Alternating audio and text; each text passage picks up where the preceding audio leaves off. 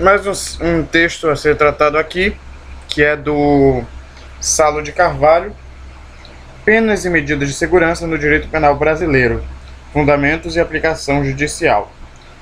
Muito bem. Eu achei isso aqui uma leitura difícil. Ela não é impossível. Você consegue entender, mas demora um tempo, porque existem termos que são usados aqui que são mais técnicos. Então você tem que estar sempre com um dicionário por perto. E dessa forma você vai entender, né? Bora lá. Teorias absolutas da pena. Modelos de retribuição. Fundamentos. A sanção é desvinculada teoricamente de qualquer efeito ou projeção social. As teorias absolutas da pena, no modelo iluminista do contrato social, são percebidas como uma ruptura com a obrigação contratual, configurando a pena uma indenização pelo mal praticado. A relação entre crime e pena se estabelece a partir de uma noção de dívida, e a lógica obrigacional fixa a necessidade da reparação do dano em razão do inadimplemento, descumprimento das regras sociais. O poder de punir se expressa, pois, como um direito-dever, do Estado exercido por meio da expropriação forçada de algo de valor quantificável. Assim, na transposição do medievo à modernidade, a função de expropriação da pena se materializa no sequestro do tempo, pois a capacidade de trabalho e a liberdade do culpado seriam os únicos objetos passíveis de conversão da dívida em um bem tangível. O retributivismo kantiano merece especial destaque. Kant sustenta ser a lei penal um imperativo categórico que deve ser respeitado sob quaisquer condições. Ao infrator é suficiente que a pena deva ser imposta em razão de ter delinquido. Para explicar sua hipótese, utiliza como exemplo a disseminação de todo o povo habitante de uma ilha. Apesar da situação extrema de dissolução do poder político, sustenta ser um dever remanescente a execução dos condenados. Meu amigo. A pena não poderia ter qualquer finalidade utilitária relativa. Os objetivos de melhorar ou corrigir o homem delinquente, prevenção especial positiva, ou de intimidar ou de persuadir os não delinquentes a não praticar crimes, prevenção geral negativa, seriam ilegítimos. Se o poder político utilizasse a pena como instrumento de emenda ou de dissuasão, o direito acabaria por mediatizar o ser humano. Ou seja, o homem seria transformado em um meio para alcance de um fim, o que torna a sanção imoral. Para Kant, a observância das regras morais é o pressuposto primeiro do agir humano e pode ser expressa em imperativo categórico sintetizado em duas fórmulas. Primeira, age segundo uma máxima tal que possas que... tá aqui. Primeira, age segundo uma máxima tal que possas querer, ao mesmo tempo que se torne lei universal. E a segunda, nunca alguém deve tratar a si mesmo e nem aos demais como simples meio, mas como fim em si mesmo. A pena criminal teria como exclusivo objetivo a imposição de um mal decorrente da violação do dever jurídico, encontrando nesse mal, a violação de direito, sua devida proporção e sua própria justificação. O retributivismo hegeliano aportará o problema à esfera jurídica. Para Hegel, a pena será justificada pela necessidade de recomposição do direito violado. O delito, por configurar lesão ao direito, deveria ser neutralizado por meio de uma força correspondente. Isso está no livro dele de Princípios da Filosofia do Direito, de 1820. O princípio fundamental da teoria hegeliana da pena é centrado na noção de que a violência se destrói a si mesma com outra violência. O crime, considerado como violação da ordem jurídica, justificaria a imposição de uma sanção exclusivamente retributiva, visto a necessidade de restabelecimento da lei. Modelos de retribuição crítica. A relação entre crime e pena será, na dogmática jurídico-penal, mediada pelo princípio da culpabilidade, que é instrumentalizado pela teoria do direito, teoria do delito fornecerá um critério de proporcionalidade pelo dano causado. O postulado retributivista aparenta adquirir uma importante função de limitação do excesso punitivo. A pena deve ser determinada no limite da culpabilidade do réu, estabelecendo uma relação de justa proporção entre crime e castigo. Teorias de prevenção geral negativa. Teorias de prevenção geral positiva. Atualizadas pelo sentido ressocializador da pena, opera o desgaste das narrativas retributivistas. Beleza.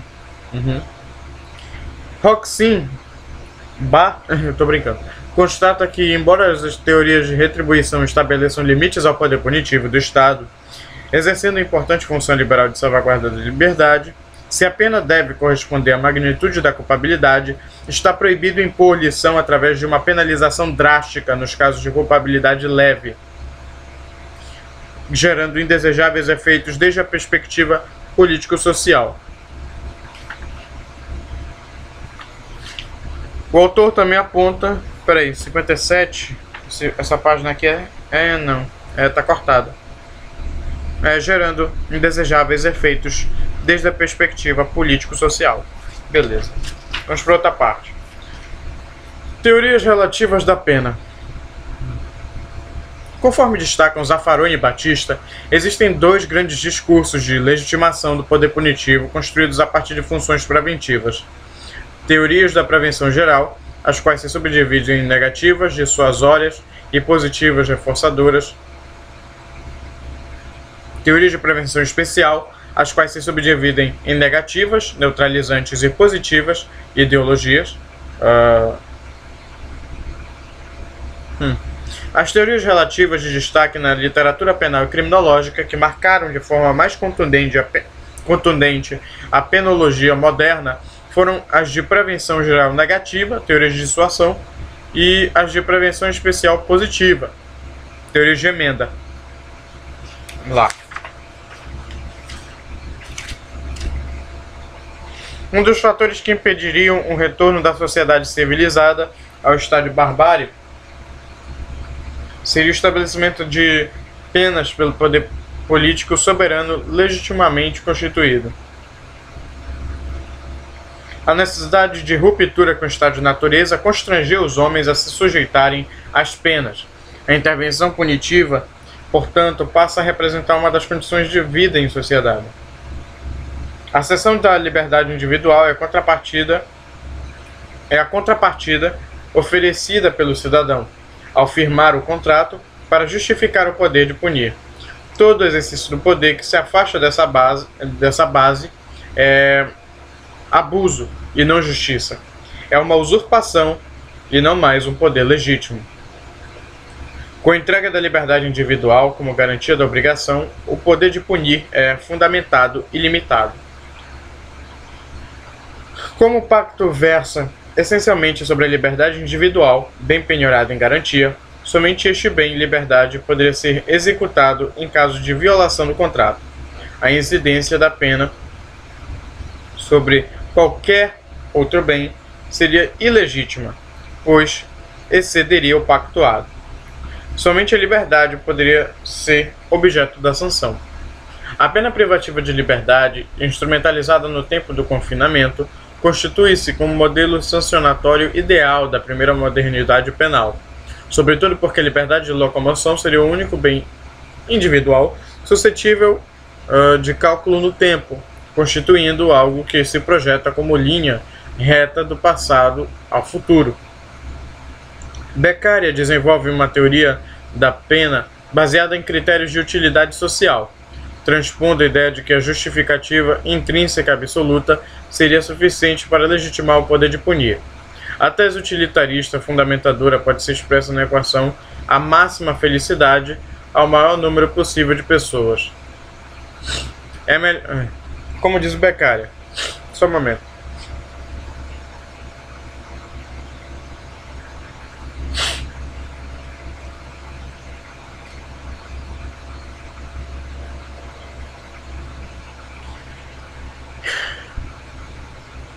É melhor prevenir os crimes do que ter de puni-los.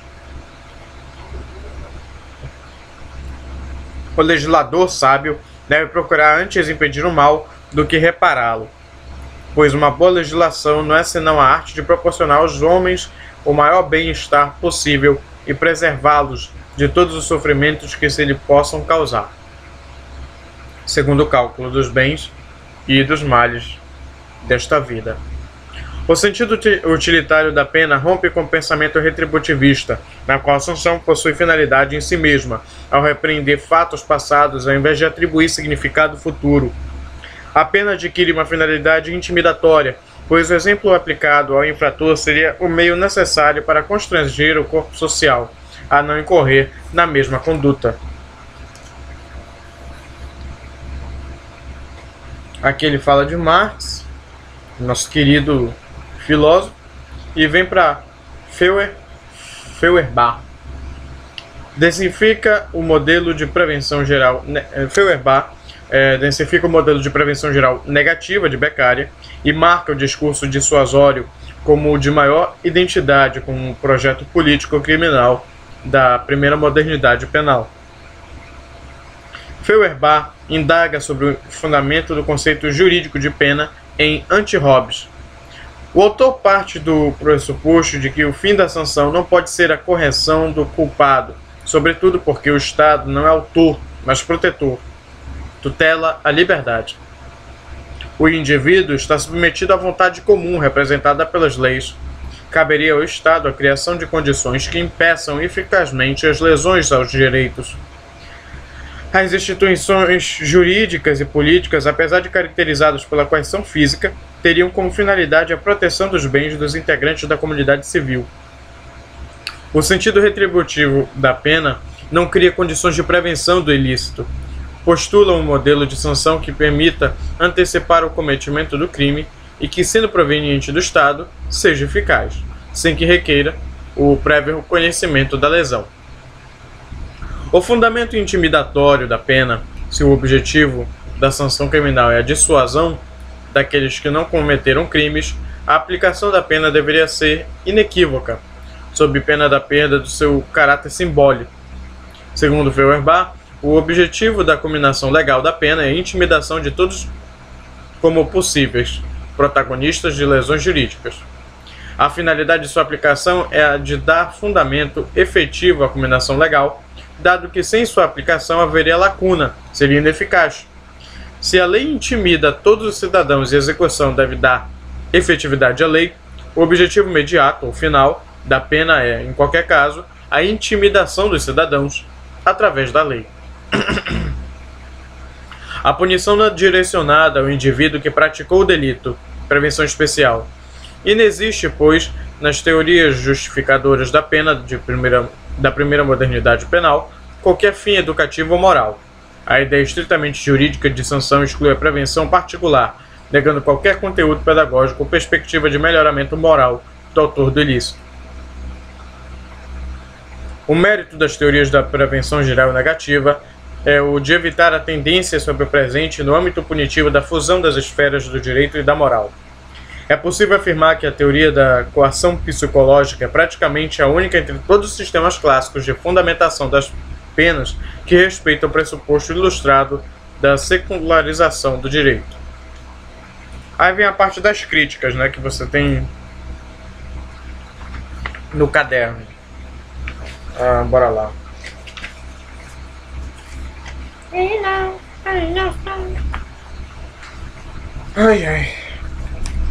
O fundamento punitivo da dissuasão parte do pressuposto da capacidade do autor do delito em valorar as consequências negativas de sua conduta, optar pelo crime ou pela observância das regras jurídicas.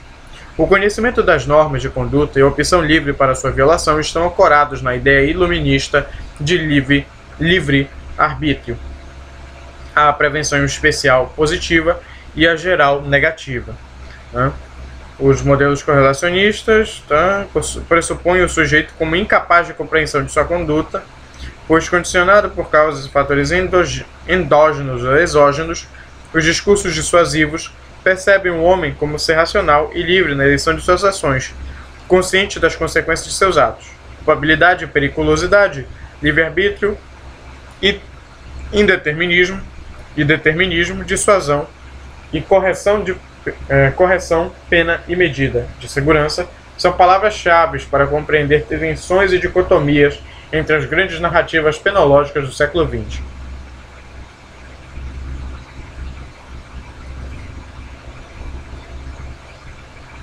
O que mais tem aqui, por favor? Conte-me mais. Roxin reitera esta consequência hipercriminalizadora da adoção da perspectiva intimidatória como discurso exclusivo de fundamentação das penas, pois como a prevenção especial, geral negativa, a prevenção geral negativa não inclui nenhuma medida para a delimitação da duração da pena. Assim, a prevenção geral negativa se encontra sempre diante do perigo de converter-se em terror estatal, pois a ideia de que penas mais altas e mais duras produzam maior efeito intimidatório foi historicamente a razão mais frequente das penas sem medida. O segundo problema do modelo de dissuasão diz respeito à falta de instrumentos idôneos que permitam demonstrar a existência de uma relação factível entre a existência das sanções e o não cometimento de delitos, além de ser uma hipótese isenta de possibilidades empíricas de comprovação, muito como o professor excelentemente mostrou lá no caderno. O fenômeno da hipercriminalização, ao mesmo tempo que produz altos índices de encarceramento de pessoas e de grupos vulneráveis à seletividade do sistema penal, diminui a confiança do corpo social no papel das instituições e dos seus autores em face da notória incapacidade de o Estado efetivar em pena a série de condutas criminalizadas. Os dados de encarceramento contemporâneos em praticamente todo o Ocidente possibilitam comprovar a inexistência de relação causal entre ou aumento de penas e a diminuição dos crimes ou... isso aqui é um A, é o A de A mesmo, sabe, citar. Então, a inexistência da relação causal entre o aumento de penas e a diminuição dos crimes ou entre a descriminalização e o aumento da criminalidade. A título de exemplificação, o incremento das sanções nas 2 últimas décadas no Brasil, sobretudo no que tange aos crimes violentos. Eu li isso numa monografia, cara, que esses crimes hediondos, eles fizeram essa lei mais severa, né? Mas ela trouxe ainda mais problemas. Então, meu amigo, dá para entender, sabe? 1990, Lei 8.072. Lei dos crimes hediondos, houve gradual acréscimo de sanções e imposição de regimes mais severos de pena. E aí o bicho pega, né? O sistema penal, pega a parcela seletiva da população, né? Selecionada a dedo, né? As hipóteses e os dados empíricos que demonstram a inexistência da relação de causalidade entre os fenômenos punição e delitos sustentam um diagnóstico produzido pela criminologia crítica, no sentido de ser negativo o impacto político-criminal decorrente da adesão aos discursos de coação psicológica. Os sistemas de prevenção geral negativa partem de uma ilusão panpenalista e confunde os efeitos da ética social com os do direito penal, identificando o poder punitivo como a totalidade da cultura. Essa parte aqui eu não deveria nem ter lido, né? Ferrajoli ou Ferraioli, sei lá, aponta um defeito de justificação, ponto de vista normativo, da teoria da prevenção geral negativa. A grave violação da ética kantiana, que estabelece que o homem não pode servir como mero instrumento, meio, aos fins do Estado. Ancorado no objetivo intimidatório, o direito penal legitima as agências de punitividade a utilizar o sujeito criminalizado como um simples objeto de exemplaridade, ampliando gradual e sucessivamente sua ingerência no corpo social. É como se ele mostrasse para todos o que acontece para quem transgride a lei, né? É isso aí, meu filho. Situações de profundas desigualdades poderiam desobrigar o indivíduo do dever de respeitar as leis. Desobediência civil, né? Ou não, né? Dane-se. Molejo, já ia falar molejo, né? De fato, né? Tô com molejo. Modelos de prevenção especial positiva, fundamentos. Para ver o que dá para ler aqui. Teoria de prevenção especial positiva, teorias de demanda ou correlacionalistas dominarão o sentido da pena na segunda fase da modernidade penal. Legal. Deixa eu ver o que mais. Gramática do eufemismo, correlacionismo penal, construção teórica gestada no estado de intervenção, será configuradora da ideologia punitiva do século XX. O que mais? Paradigma penal welfare, sistema de welfarismo penal, teoria penológica. Não. Eu me recuso, com licença. Saia aqui. Muito bem. Modelos de prevenção especial positiva, crítica. Olha, se você quiser o resumo desse vídeo aqui, procure na parte que eu falei recentemente sobre teoria da pena no caderno. Você vai achar pronto, você não precisa ouvir esse vídeo não. Ainda bem que é só pra mim, né?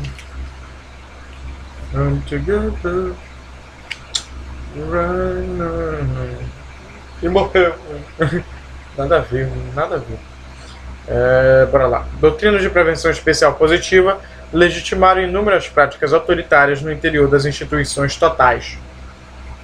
É aquilo que o professor falava no segundo semestre, né? Só que de outra forma. Come together. Come together, entendeu? Come together. Hit now, sei lá. A finalidade do direito como princípio unificador ou motivo conceitual do sistema. Inherem em o fim no direito, fase dogmática da pena. O que não tiver em azul, tu não lê, simplesmente, tá?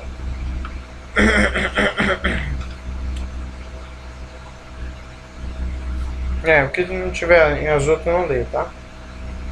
Beleza.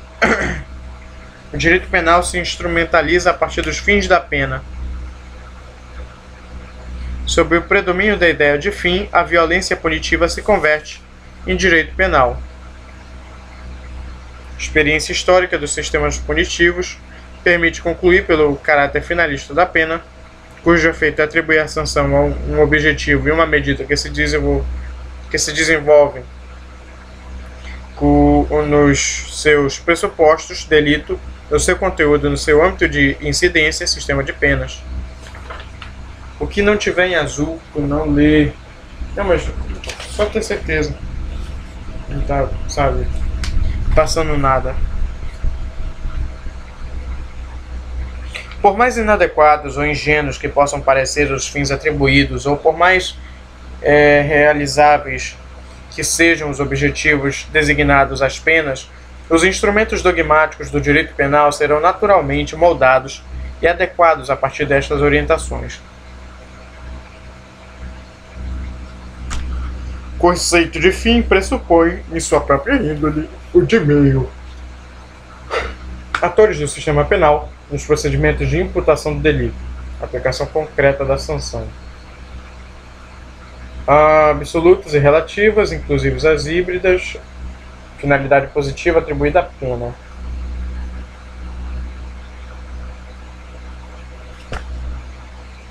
Teoria gnóstica. Como forma de introduzir a estrutura de princípios que orientam a sua instrumentalização dogmática, convém destacar os pressupostos sobre os quais é construída a teoria dogmática, ou teoria gnóstica. Dogmática. O primeiro pressuposto da teoria agnóstica é o fundamento político da pena. Pressupõe o quê? A reconhecer a pena como instrumento para o exercício do poder punitivo instituído, o discurso agnóstico nega sua constrição ao jurídico, sobretudo porque essa perspectiva tradicional, que aprisiona o fundamento das sanções ao direito, pressupõe a politicidade, neutralidade do fenômeno punitivo, cujo efeito é o de obscurecer a seletividade penal. Portanto, a pena, como um ato de coerção imposto pela agência punitiva, legitima-se e realiza-se no campo da política e não do direito. Desde a proposição da agnóstica, a relação entre pena criminal e o direito penal não é de legitimação. A função do discurso das práticas jurídicas, pelo contrário, é a de deslegitimação dos excessos inerentes ao exercício político do poder de punir, o que revela uma relação tensa e não harmônica entre direito e pena criminal.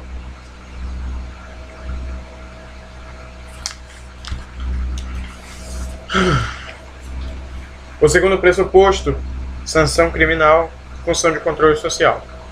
O Estado moderno será caracterizado pela detenção do monopólio do exercício legítimo de coação.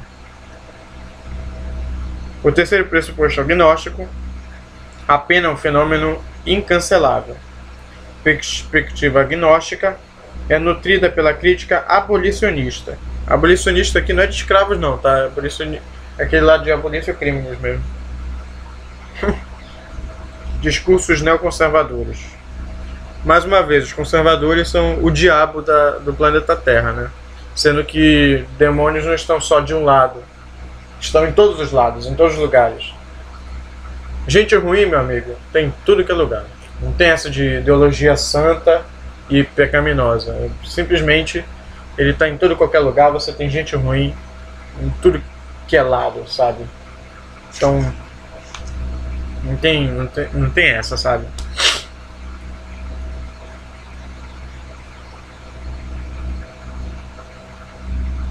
O pensamento agnóstico compartilha da expectativa abolicionista de superação da pena criminal, sobretudo na sua espécie carcerária, privação de liberdade. Seria ilógico negar, contrariando os dados da realidade, que a experiência punitiva contemporânea aponta para uma densificação do punitivismo, inclusive no campo das ciências criminais, com a construção de novos discursos de legitimação, discursos neoconservadores.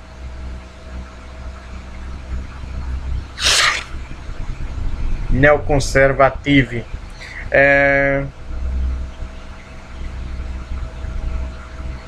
Fundamento político, teologia redutora, pulsão violenta.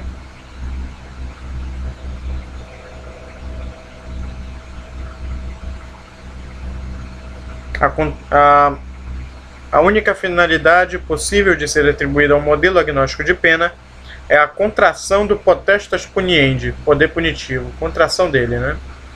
Trata-se de uma teoria que, ao mesmo tempo que nega a função de legitimação ou de fundamentação, exatamente por esse motivo é adjetivada como negativa ou agnóstica. Reconhece a natureza política do fenômeno punitivo e, como expressão da violência política, a pena, na perspectiva agnóstica, é incapaz de cumprir quaisquer funções ou de exercer quaisquer finalidades positivas.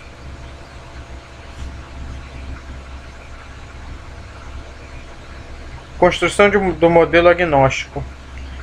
O saber jurídico.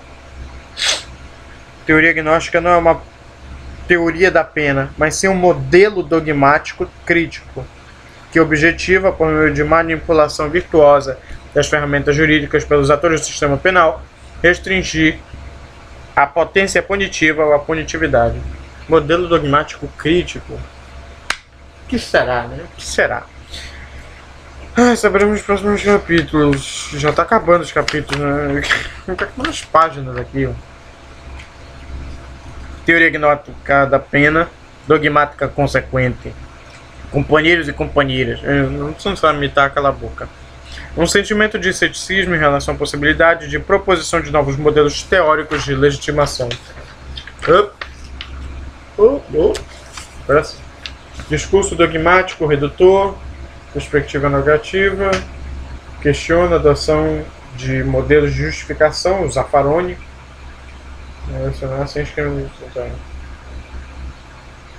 O problema da justificação da pena é muito mais de natureza filosófica do que dogmática.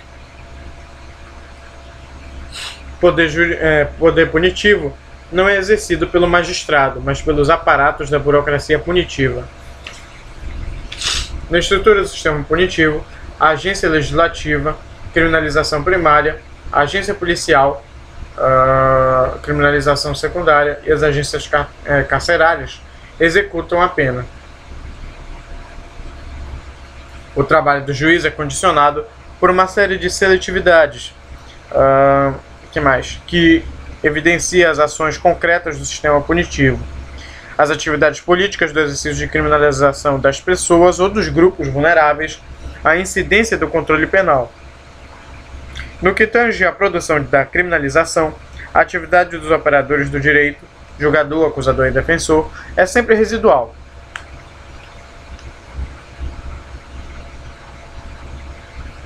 O modelo descrente na capacidade de apenas gerar resultados punitivos. Dotado de teleologia dogmática redutora, deve ser orientado por critérios de graduação da vulnerabilidade. Dogmática consequente, teleologia redutora, modelo dogmático crítico, residualidade não significa insignificância, e é melhor a gente esperar, né, para ver os próximos capítulos, porque isso aqui tá um cão chupando limão.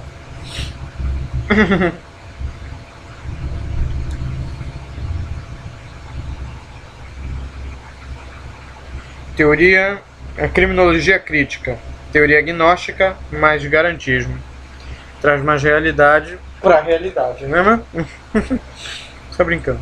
Redução da violência no exercício dos poderes. Teleologia redutora. A estratégia é clara: é salvar vidas, diminuir a desigualdade e evitar sofrimento. Zaffaroni, não sei o que, retoma os princípios humanistas de limitação do poder punitivo, extirpados seus germes antiliberais. Essa parte que eu não gosto muito porque usa muita palavra técnica, sabe? Mas de qualquer jeito você encontra na internet uma linguagem mais fácil, assim, e tal. Mas é importante, pelo menos, ler acerca disso no livro do Saulo de Carvalho, né, que eu já disse no início. Mas eu prefiro realmente procurar na internet, que dá para entender bem melhor, mais rápido e tal.